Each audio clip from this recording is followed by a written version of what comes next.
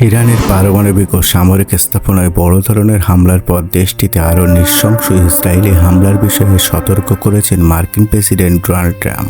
সম্ভাব্য এই হামলা থেকে বাঁচতে তেহরানকে পারমাণবিক কর্মসূচি নিয়ে দ্রুত একটি চুক্তিতে পৌঁছানোর আহ্বান জানান আমেরিকা। ইরানে ব্যাপক হামলা চালিয়ে দেশটির সেনাপ্রধান ও পরমাণু স্থাপনা ধ্বংস করে দিয়েছে ইসরায়েল। ইরান কোনো প্রতিরোধ করতে পারেনি। এই বিষয়ে গুরুত্বপূর্ণ হলো ইসরায়েল যেভাবে ইরানে হামলা চালিয়ে আসছে, ইরান তার কোনো প্রতিরোধ করতে পারেনি। এটা ঠিক আছে, পারমাণবিক স্থাপনা ধ্বংস করার বিষয়টা হয়তো কনফার্ম কোনো সোর্স থেকে নিশ্চিন্ত হওয়া যাবে। তবে ইরানের যে পরিমাণ ক্ষতি হয়েছে তাতে প্রায় 6 জন পরমাণু বিজ্ঞানী এবং 20 জনের মতো শীর্ষ কমান্ডার ও সশস্ত্র বাহিনীর প্রধান সহ অনেকে মারা গেছে। এটা একটা বিরাট ক্ষতি ইরানের পক্ষে। ইরানের প্রতিরক্ষার একটা বড় ধরনের স্টেট ব্যাক হচ্ছে। তারা তাদের গোয়েন্দাদের তথ্য তারা গোপন রাখতে পারছে না। ফলে ইসরায়েলের অ্যাটাকটা প্রথমেই তারা তাদের যে বিমান প্রতিরক্ষা ব্যবস্থা, তাদের র্যাডার সিস্টেম, এগুলোকে ধ্বংস করে দিয়েছে।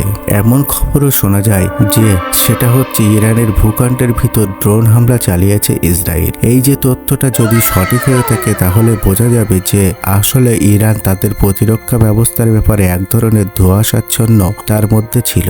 তারা তাদের প্রতিরক্ষা ব্যবস্থা যতটা শক্তিশালী ছিল তার থেকে কম বর্তমানে। তবে বিভিন্ন ধরনের ফাটল ছিল ইরানের প্রতিরক্ষা ব্যবস্থায়, এটা পরিষ্কার। এটা ইরানের জন্য একটা দুর্ভাগ্যজনক বিষয়, কারণ আমরা এর আগেও কিন্তু ইরানি ভূখণ্ডের মধ্যে বিভিন্ন টার্গেটে হামলা করতে দেখেছিলাম ইসরায়েল, এবং সেই হামলা যথাযথভাবে প্রতিরোধ কিন্তু ইরান করতে পারে নাই। আর সর্বশেষ এই হামলায় আমরা যেটা দেখলাম সেটা হচ্ছে ইরানের প্রতিরক্ষা বাহিনীর একজন শীর্ষ কমান্ডারকে হত্যা করা হয়েছে।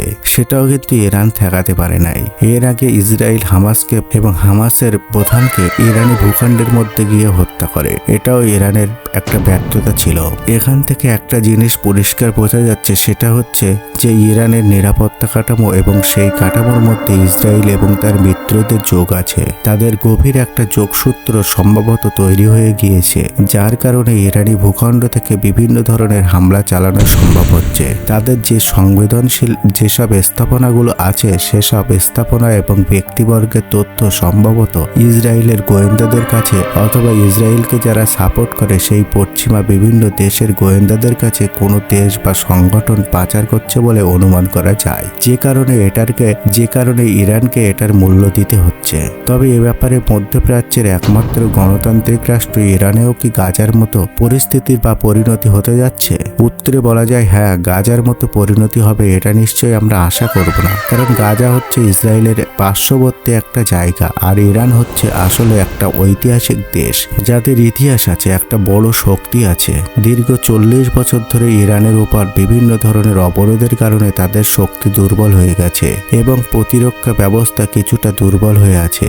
অন্যদিকে এটাও মনে করতে হবে যে ইসরায়েলের সাথে যে ধরনের সংঘাত বা যুদ্ধ, এটা কিন্তু শুধু ইসরায়েলের সাথে না, ইসরায়েলের মিত্রদের সাথেও যুক্তরাষ্ট্র সহ অন্যান্য দেশের সাথে ইরানের যুদ্ধ। তবে এই হামলার আমেরিকার যুক্ত না, এটা আমেরিকান পররাষ্ট্রমন্ত্রী বলেছেন। কিন্তু আবার একই সাথে ট্রাম্প এটাও বলেছেন যে হামলার আগেই ট্রাম্পের কাছে পুরো তথ্য ছিল এবং গোয়েন্দা তথ্য থেকে শুরু করে আরো যত ধরনের সহযোগিতা আছে সব সহযোগিতা সেখানে ইসরায়েলকে যুক্তরাষ্ট্র সহ বিভিন্ন দেশ দিয়েছে। এটা কিন্তু পরিষ্কার বোঝা যাচ্ছে। তবে যেটা গুরুত্বপূর্ণ বিষয় সেটা হচ্ছে ইরানকে তাদের সংযত হতে হবে, কারণ ইরান যদি এটার কোনো প্রতিশোধ বা প্রতিরোধ না নিতে পারে, তাহলে নিজেদের আত্মরক্ষা বা প্রতিরক্ষা ব্যবস্থাকে সংরক্ষণ না করতে পারে, তাহলে ইরানের অবস্থা অনেক খারাপ হবে। এই ক্ষেত্রে মুসলিম দেশগুলো এখনো নিশ্চুপ আছে। এটা একটা দুর্ভাগ্যজনক। ওআইসির প্রায় 57 জন সদস্য রাষ্ট্র আছে, এর মধ্যে অন্তত